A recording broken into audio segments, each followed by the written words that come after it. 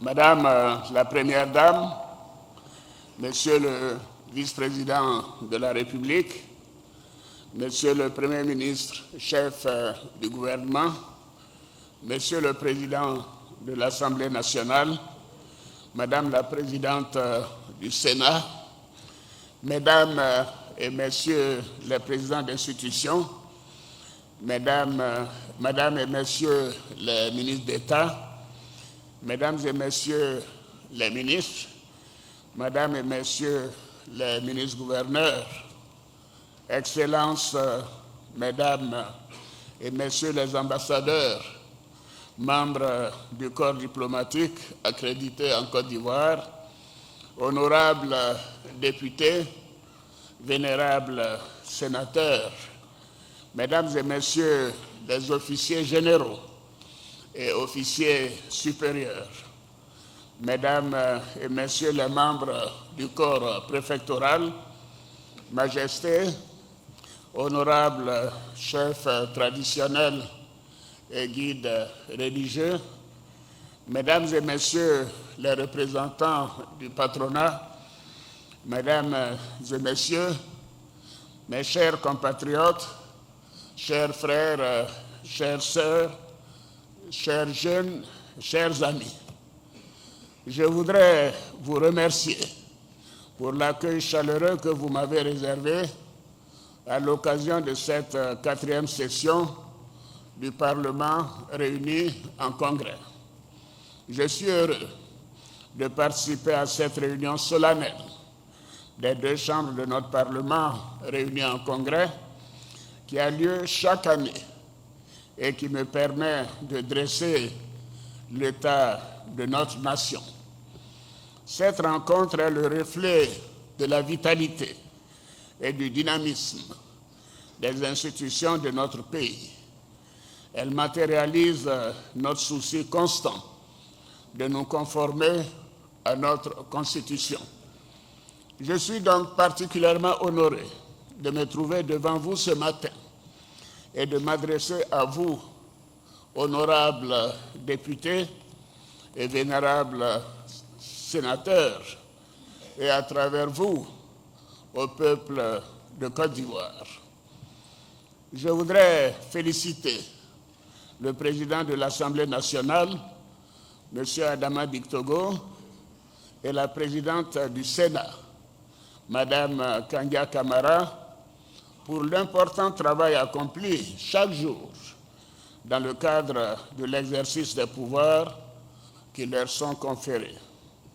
Grâce à leurs efforts, les 2 chambres du Parlement contribuent activement, dans le respect de leurs prérogatives respectives, à l'accompagnement et au contrôle de l'action de l'exécutif pour le développement de notre pays.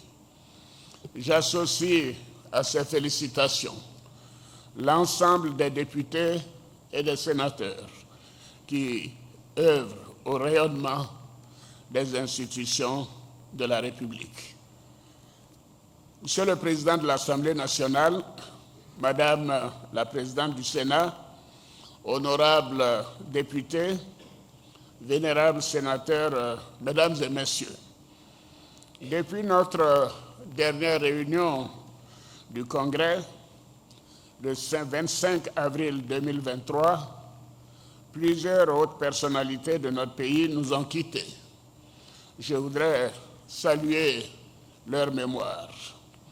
Je pense tout particulièrement à mon aîné, le président Henri Konan Bédié, ancien président de la République et ancien président de l'Assemblée nationale, à qui je voudrais une fois de plus rendre un vibrant hommage. Je remercie l'ensemble de la population qui, dans sa diversité, l'a accompagné dignement à sa dernière demeure le 1er juin dernier à Pépressou.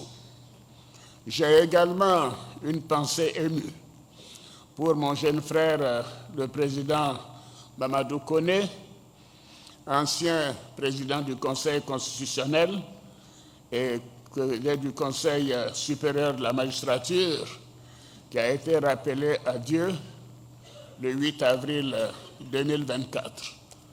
Je pense également à mon jeune frère et compagnon du RDR de longue date, Ibrahima Fani, ancien maire de la commune de Boaké, qui vient de nous quitter.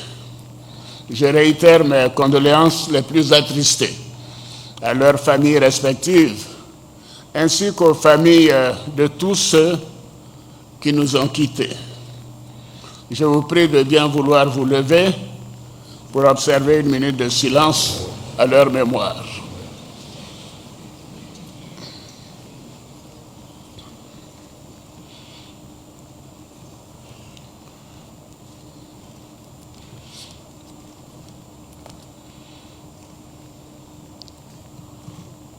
Je vous remercie.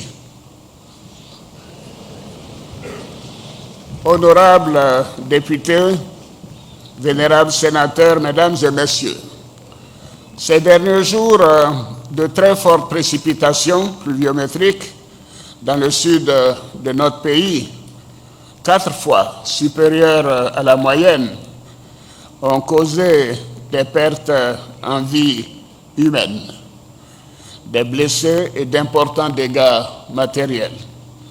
J'ai une pensée particulière pour les familles des victimes et je souhaite un prompt rétablissement aux blessés. Ces phénomènes nous interpellent sur l'impact des changements climatiques qui peuvent avoir des conséquences graves sur notre mode de vie et sur le développement de notre pays. C'est pourquoi, face à ce constat, le gouvernement a développé un programme fortement soutenu par la Facilité de résilience et de durabilité du Fonds monétaire international pour anticiper et réduire les risques liés au changement climatique. De même, des actions sont en cours pour poursuivre l'assainissement de nos villes et éloigner les populations des zones les plus à risque d'inondation.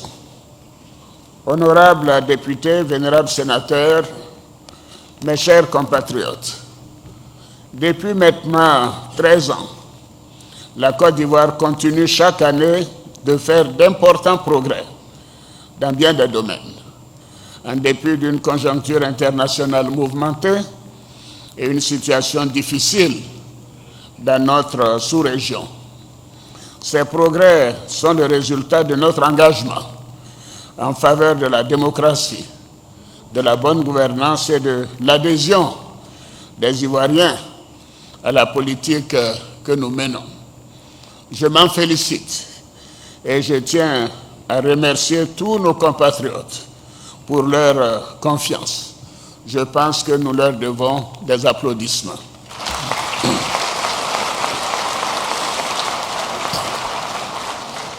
L'environnement politique et social est calme grâce au dialogue politique et social que nous n'avons cessé de promouvoir de 2011 à 2023. Comme je l'ai toujours souligné, la paix, la cohésion sociale, le vivre ensemble et la solidarité sont indispensables pour conduire des politiques économiques et sociales viables et efficaces. Par ailleurs, la normalisation institutionnelle est maintenant effective dans notre pays. Les institutions de la République fonctionnent normalement dans le respect du principe de la séparation des pouvoirs. L'état de droit et notre système judiciaire ont été également renforcés. Nous avons mis en œuvre d'importantes réformes pour renforcer l'indépendance du pouvoir judiciaire. Le nouveau statut de la magistrature, adopté en 2022, s'inscrit dans ce cadre et contribue à un meilleur fonctionnement du pouvoir judiciaire. Ainsi, les circonstances exceptionnelles que nous avons connues par le passé du fait des crises successives de notre pays, que notre pays a traversées, sont à présent, fort heureusement, derrière nous. Nous sommes aujourd'hui dans un état de droit où les lois de la République s'appliquent à tous et doivent être respectées de tous. Sur le plan sécuritaire, l'État exerce son autorité sur l'ensemble du territoire national. Je voudrais à cet égard saluer et féliciter nos forces de défense et de sécurité pour le courage et l'engagement dont elles font preuve au service de notre nation. Grâce à leur engagement continu, l'indice de sécurité est passé de 6,8 en 2012 à 1,2 en janvier 2024, c'est-à-dire le niveau de toutes les grandes villes mondiales. Et ce, malgré... Merci. Et ce, malgré la situation sécuritaire difficile dans la sous-région. Notre pays continuera de déployer d'importants moyens pour renforcer davantage les capacités techniques et opérationnelles de nos forces de défense et de sécurité. Bravo à vous, officiers généraux et officiers supérieurs. Et bien sûr, tous vos collaborateurs dans la hiérarchie. Nous ne ménagerons aucun effort pour que la Côte d'Ivoire continue de demeurer une terre de paix, d'hospitalité et de sécurité pour toutes ses filles et ses fils, ainsi que pour tous les habitants de notre beau pays. Car sans paix, il ne peut y avoir de développement durable. C'est dans cette optique que la liberté de la presse, la liberté d'expression et les libertés individuelles ont été renforcées depuis que je suis aux affaires. Ainsi, la Côte d'Ivoire a gagné 106 places du classement mondial de Reporters sans frontières, en passant, tenez-vous bien, de la 159e place à la 53e place en 2024.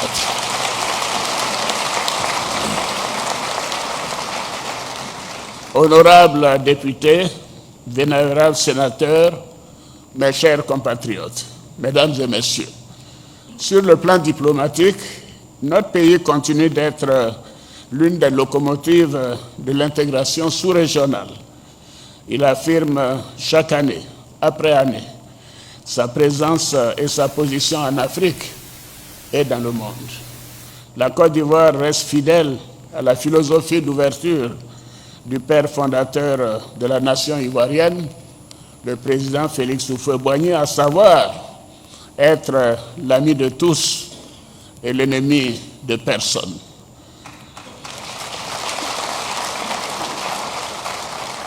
Notre pays a organisé avec succès, au cours de ces dernières années, des événements internationaux majeurs, dont la dernière en date est la 34e édition de la Coupe d'Afrique des Nations, la CAN.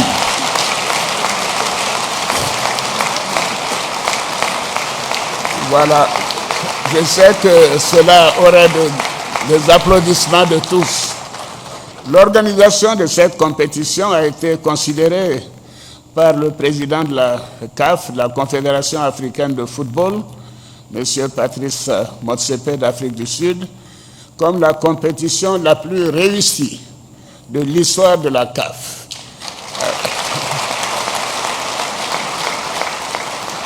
Avec plus de 2 milliards de téléspectateurs dans le monde, au soir du 11 février 2014. Je voudrais donc réitérer mes félicitations au Premier ministre Robert Begré-Mambé. Où est-ce qu'il est? Je n'ai pas mes lunettes. Je le vois.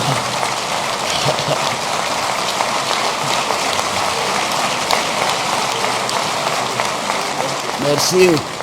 Et à son gouvernement pour l'important travail effectué pour la réussite de ce grand événement.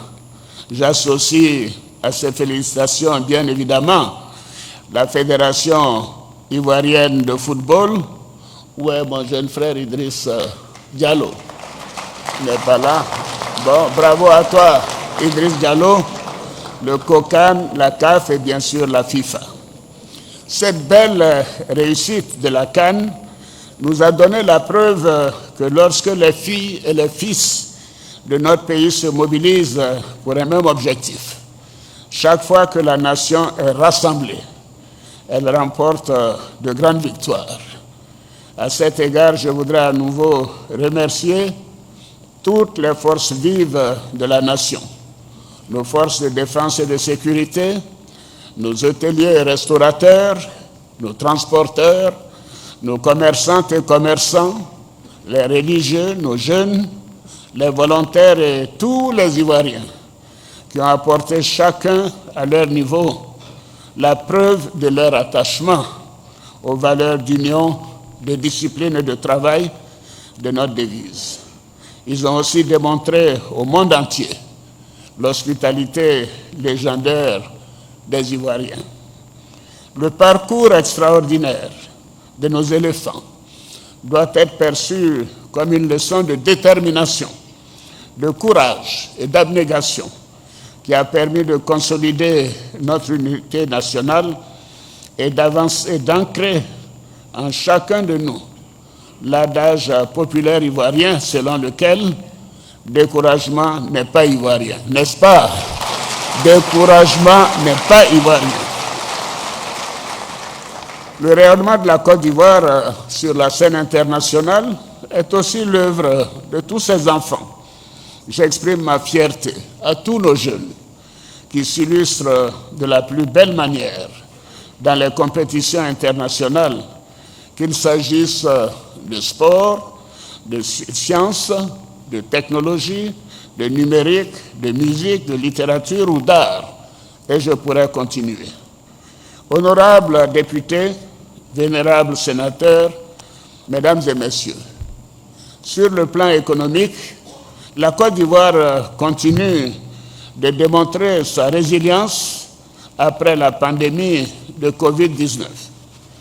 En effet, en 2023, l'activité économique est restée robuste, avec un taux de croissance de 6,5%, et cette résilience de l'économie ivoirienne s'appuie sur un cadre macroéconomique solide, une gestion saine des finances publiques également. Cela veut dire que la dette est maîtrisée, les équilibres sont maintenus et la dynamique économique promet des lendemains meilleurs.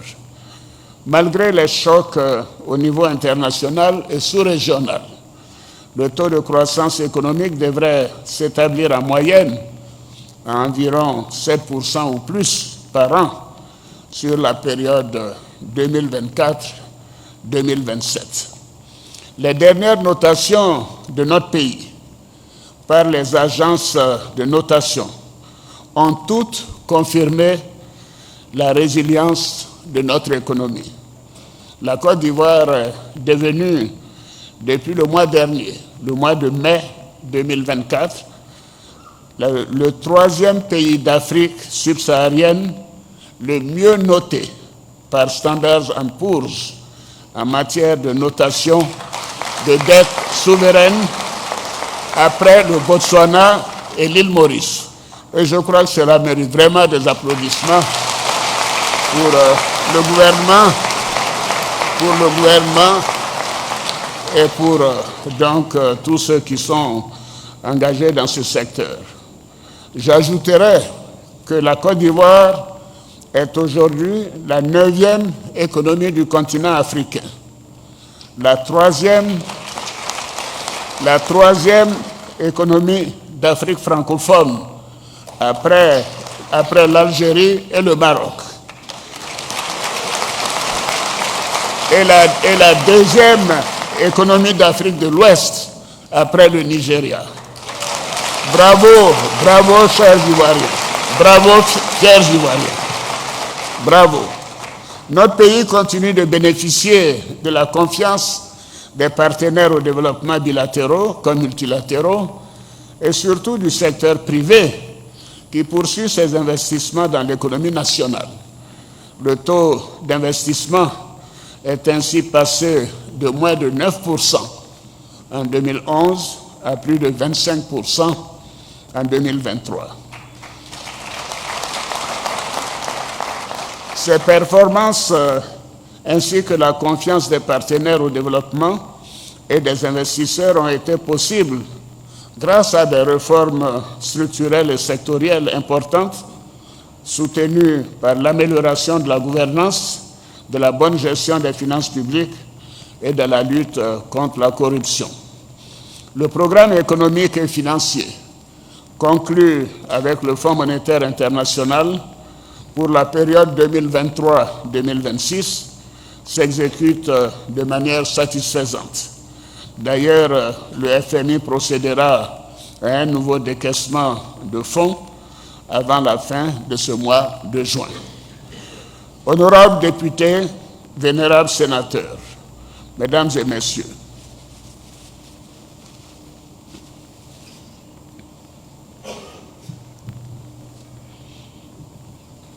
je crois que vous m'autorisez à prendre un peu d'eau.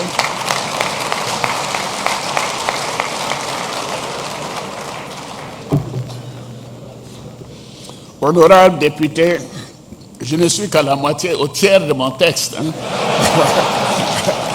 Alors là, vous êtes là jusqu'à 13h aujourd'hui. Honorables députés, vénérables sénateurs, mesdames et messieurs, grâce au développement de nos infrastructures, nous avons renforcé la compétitivité de notre pays. Cela est une grande source de fierté. Voyez-vous, le texte est long parce que chaque ministre a voulu dire ce qu'il a fait au cours de ces 12 dernières années. Alors, je ne voulais pas faire de jaloux. En effet, sur l'ensemble du territoire national, le renforcement des infrastructures routières a permis de désenclaver de nombreuses localités, de faciliter la connexion entre les villes du pays et les zones de production agricole.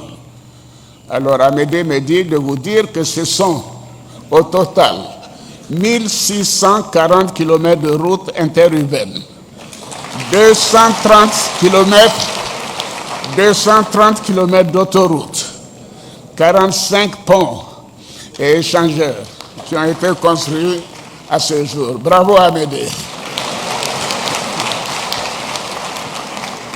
Les projets structurants en cours et à venir continueront de faciliter la circulation des personnes et des biens.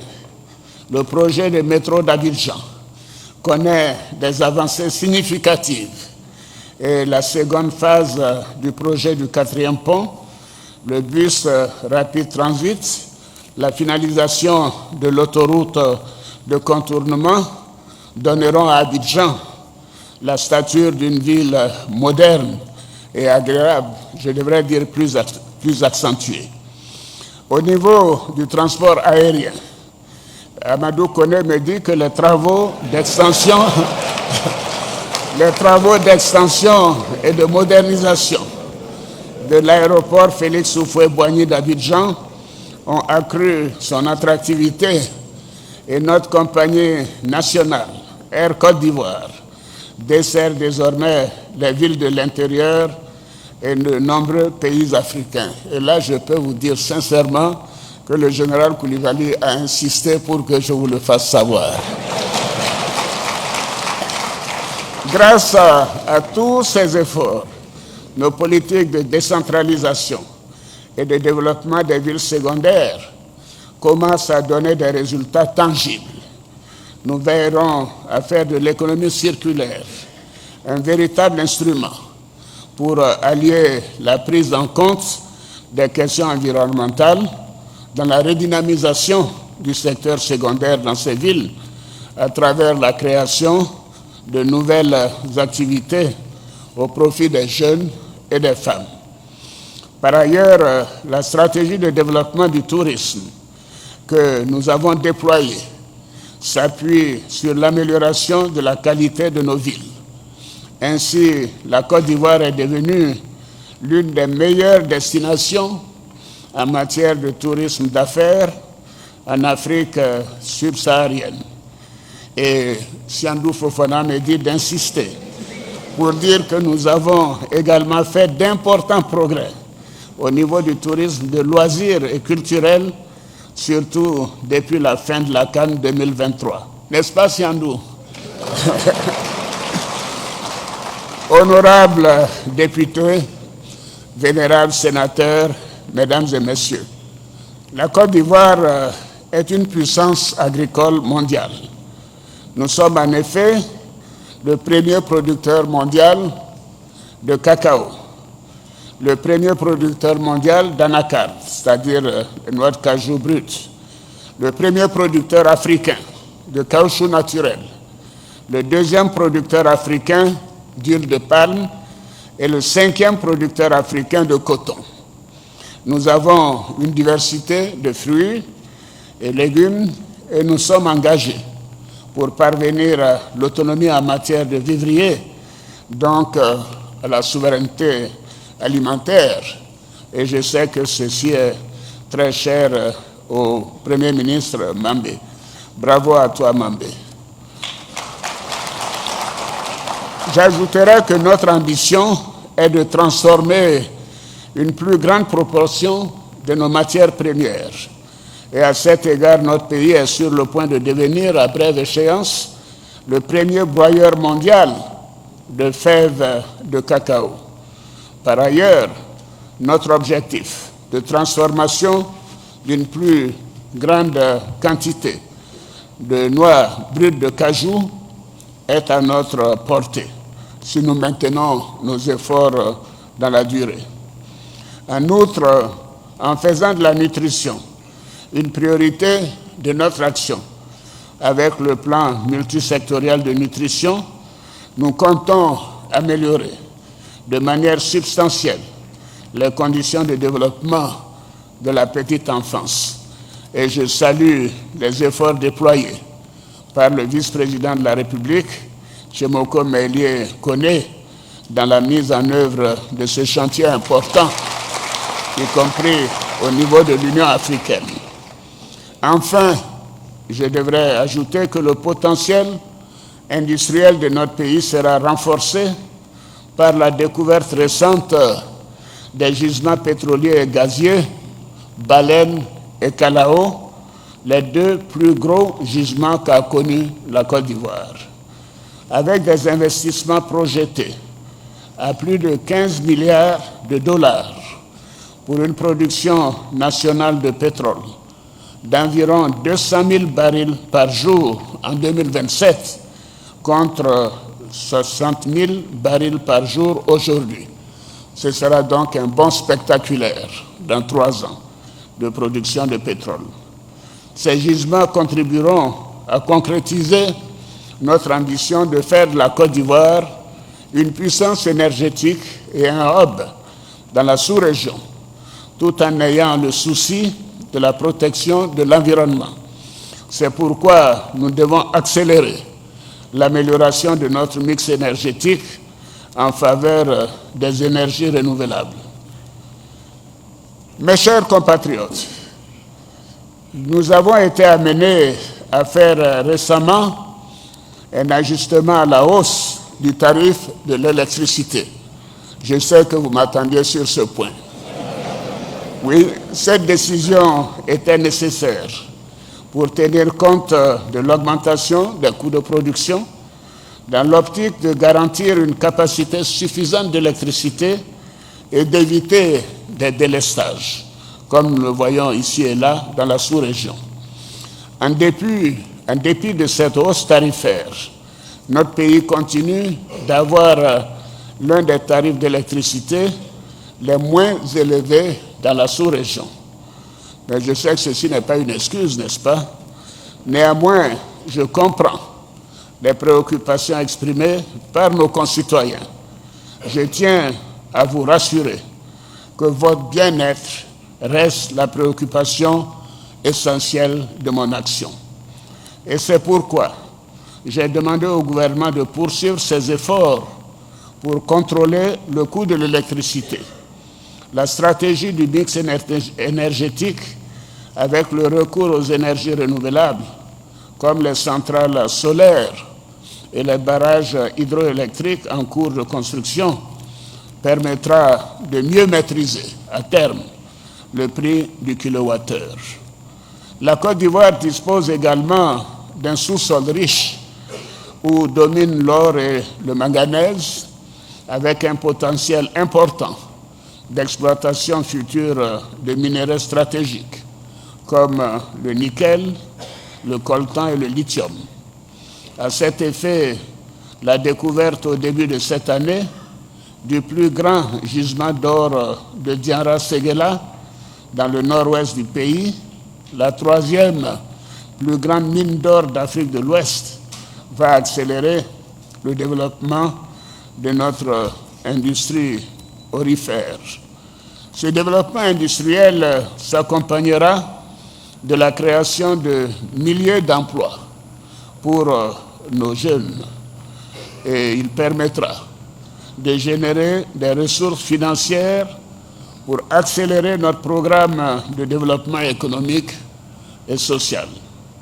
Dans ce contexte, le secteur privé national, qui est au cœur de nos priorités, devra jouer un rôle de plus en plus important en s'appuyant sur les opportunités qu'offre le cadre réglementaire national en matière de contenu local.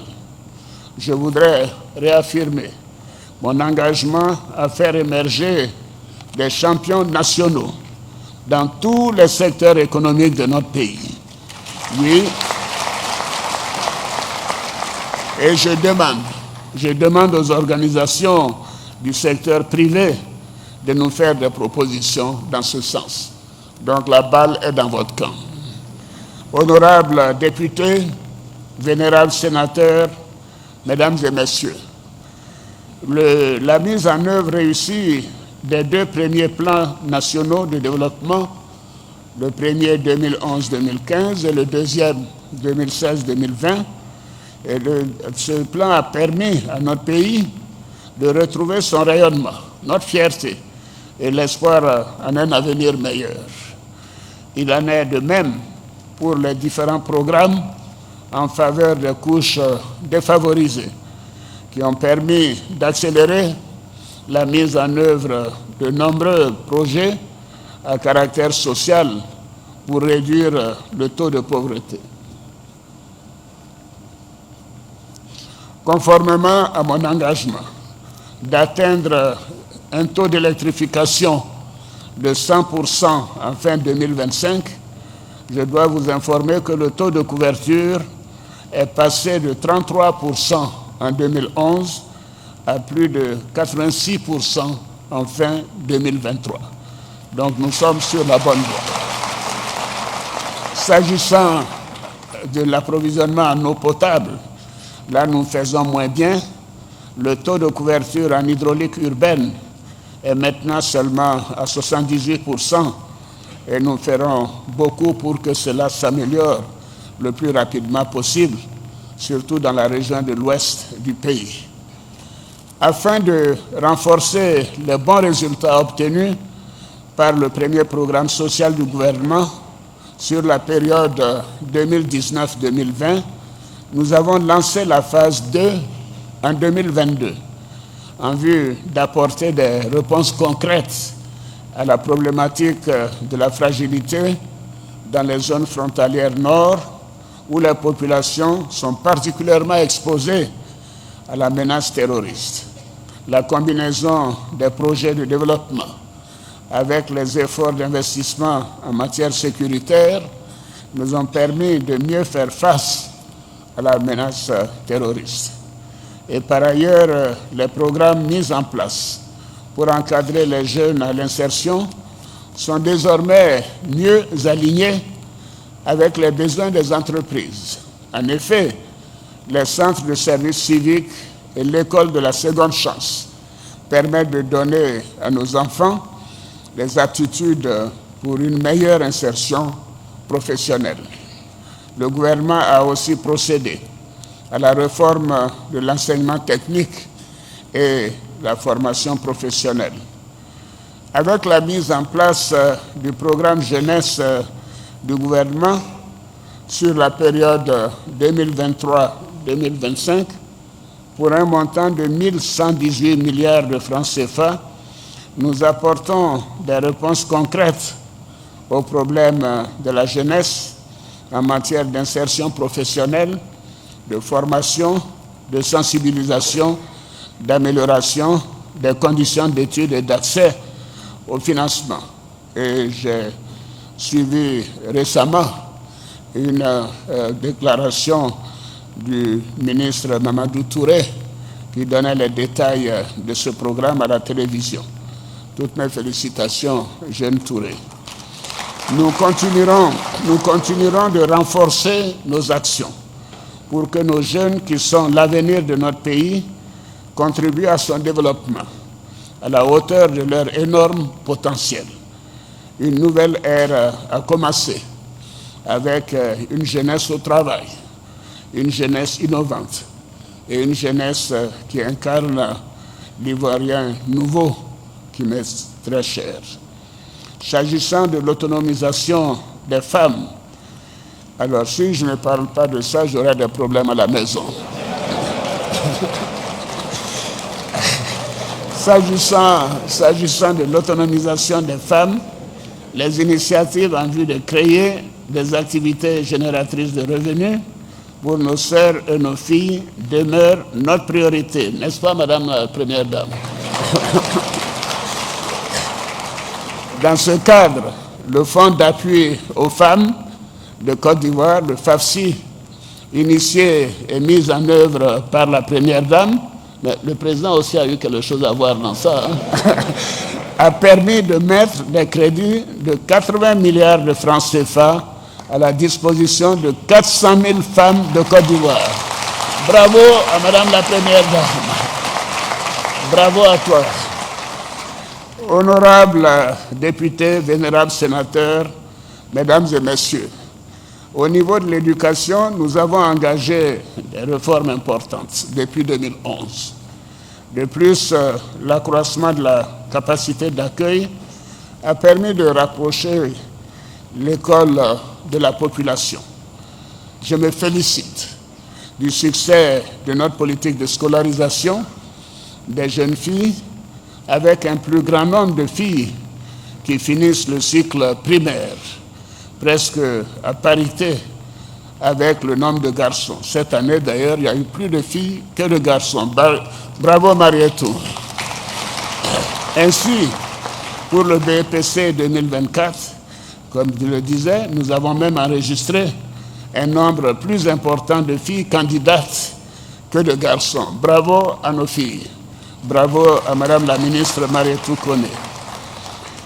Je note avec satisfaction le bon déroulement de l'année scolaire 2023-2024, dont les premiers résultats sont maintenant connus.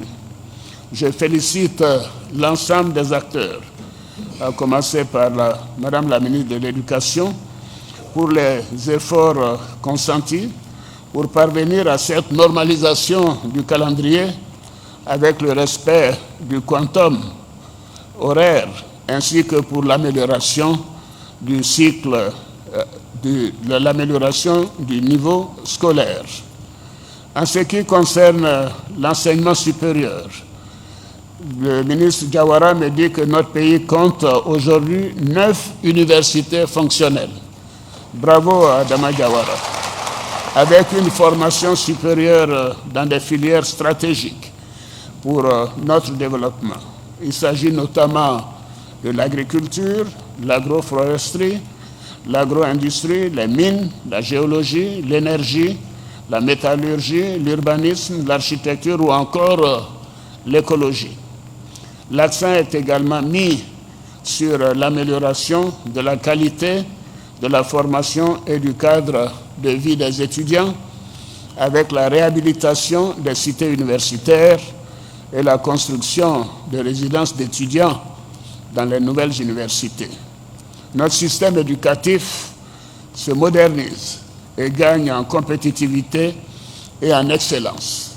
Ainsi, l'Institut national polytechnique Félix Houphouët-Boigny de Yamoussoukro vient d'être classé 2e meilleure université en Afrique francophone. Bravo à l'INPHD. Dans le domaine de la santé et de la protection sociale, la couverture maladie universelle a connu une avancée significative en termes d'enrôlement et d'accès aux soins.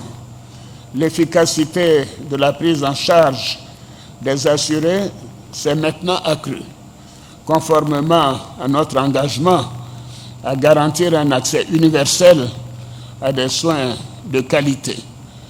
Et je dois dire que nous avons renforcé également la prise en charge de l'insuffisance rénale, qui est une pathologie lourde et financièrement éprouvante, grâce à une très forte subvention de l'État.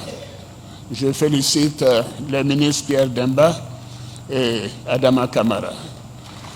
Notre politique de gratuité ciblée a aussi contribué à une réduction importante de la mortalité maternelle et infantile et à la lutte contre le paludisme. Je dois ajouter que nous avons lancé une politique très volontariste de construction d'infrastructures sanitaires avec des plateaux techniques modernes pour une prise en charge efficiente des patients. Ainsi, le programme hospitalier qui se poursuit a permis de doter toutes les grandes régions du pays d'infrastructures de qualité. Et en 2023, ce sont 72% de la population qui ont accès à un centre de santé situé à moins de 5 km.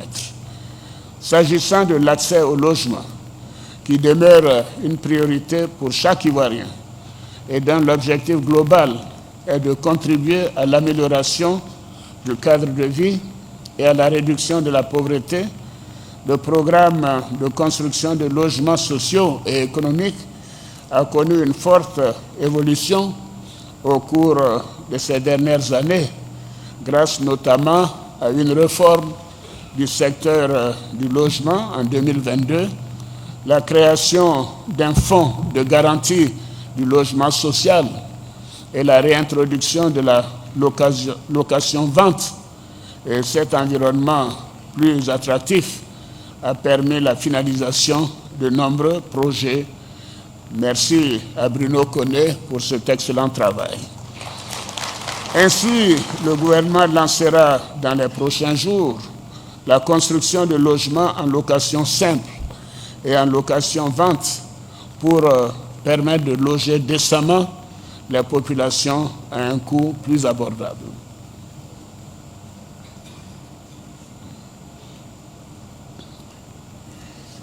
Mesdames et messieurs, vous seriez déçus si je ne parlais pas de ce paragraphe à venir, la question de la cherté de la vie. Et je sais que la question de la cherté de la vie reste bien évidemment une préoccupation de nos concitoyens que nous comprenons parfaitement. Je voudrais donc vous assurer que nous sommes engagés sur la voie de solutions durables à cette question. Le Premier ministre en fait une priorité, je peux vous le confirmer. Et pour atteindre cet objectif, il nous faut accroître nos productions, ce que nous sommes en train de faire, en mettant l'accent sur ce que nous consommons, tout en continuant d'améliorer le pouvoir d'achat de nos concitoyens par une maîtrise de l'inflation. Et je pense que le futur nous permettra d'engager des décisions dans ce domaine. Monsieur le Président de l'Assemblée nationale, Madame la Présidente du Sénat, honorables députés, vénérables sénateurs, Mesdames et Messieurs, je voudrais dire que, comme vous l'avez constaté, ma vision pour notre pays reste inchangée. Il s'agit de faire de la Côte d'Ivoire une nation unie, une Côte d'Ivoire prospère et moderne, une Côte d'Ivoire solidaire, en un mot. Pour y parvenir, nous devons continuer d'œuvrer à la consolidation des importants acquis enregistrés en matière de développement économique et social, de maintien d'un climat de paix, de sécurité et de cohésion sociale. En dépit de la conjoncture internationale, la conjoncture mondiale difficile, nous devons rester optimistes quant à une évolution favorable des tendances pour les prochaines années. Ce que nous bâtirons ensemble aujourd'hui servira de pilier pour une Côte d'Ivoire plus forte demain. Pour ce faire, nous devons continuer d'améliorer nos performances économiques ainsi que le bien-être de nos concitoyens. Il nous faut tout particulièrement poursuivre nos efforts en matière de bonne gouvernance, de bonne gestion, de lutte contre la corruption, ainsi que l'amélioration continue de l'accès à l'éducation, à la santé, à l'électricité, au logement, à l'emploi et à l'autonomisation des femmes.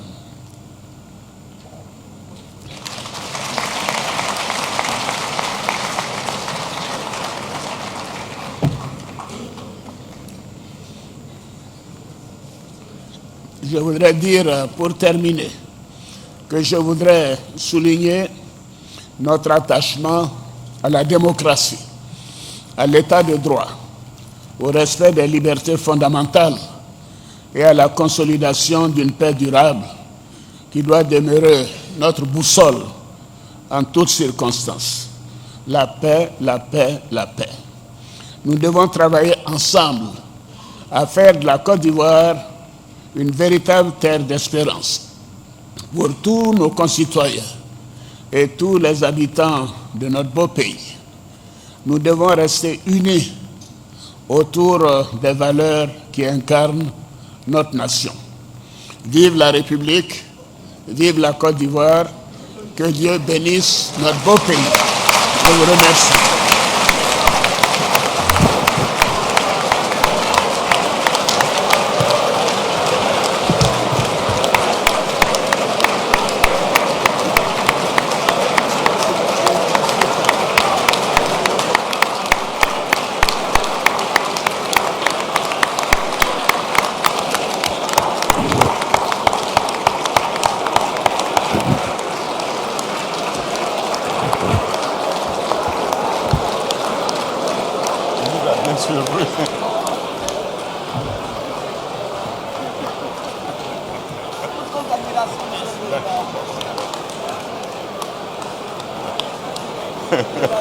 Il a dit que tout bon.